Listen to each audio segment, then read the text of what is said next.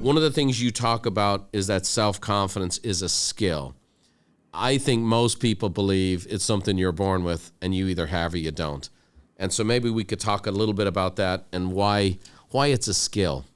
Yeah, and this is the psychologist in me coming through, right? Traits are stable and enduring personality traits. Skills are things that we can hone and develop over time. They come and they go. And with practice, we can make them better. And it's a skill because if you do something over and over and over again till it becomes automatic, you can do it without thought, without distraction. Whether that's tying your shoe, which is a skill, driving your car stick shift the first time, again, a skill, or this genuine belief in your ability, a skill.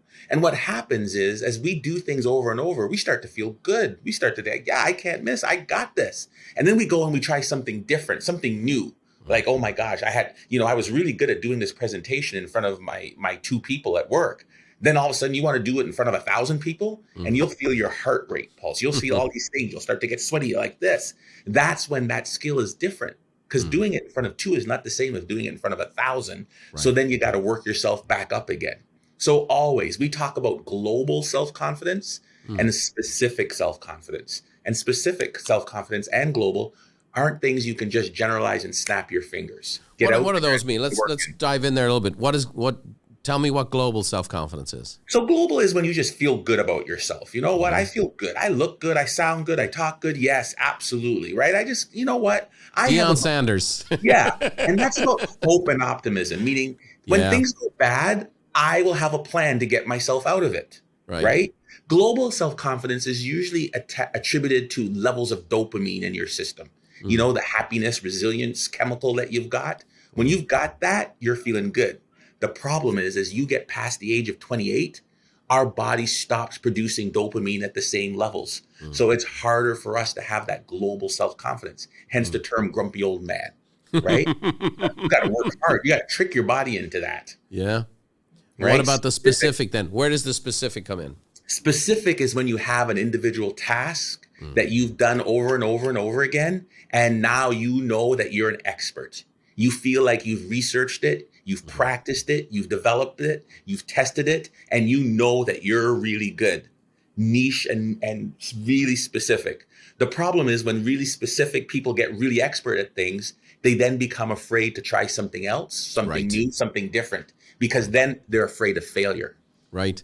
And yet you there's no doubt you start over, right? I experienced it. You know, I built my business. I became one of the top 5 real estate agents in the country and built this very big business, had the immigrant thing going and working hard and everything else.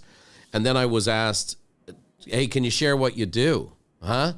And again, most Irishmen can talk for sure, but I had to go and start over. Yeah. You know, and when I decided, hey, people were resonating with this and I was going to go build this into a business, I went from being at the top of the mountain, a man respected in his profession.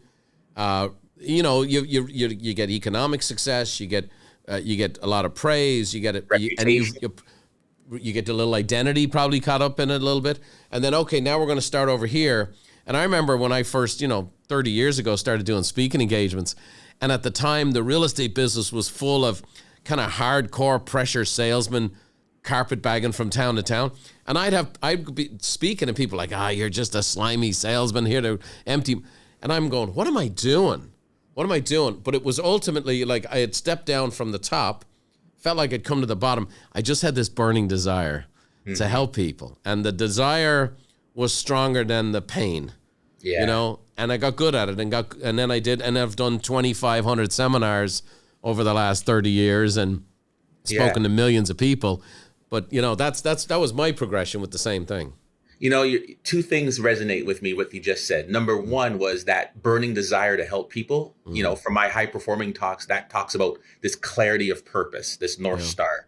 But the other piece that's related to the specific self-confidence is one of the things that inhibits people from gaining confidence or arrests them and holds them back is this fear of failure. And you had that fear, but you were able to overcome it because of your burning desire to help people. Thanks for watching. If you want more tips on how to think, feel, and do better, check out these videos too. Oh, by the way, don't forget to subscribe to the channel and leave us a like if you enjoyed the content.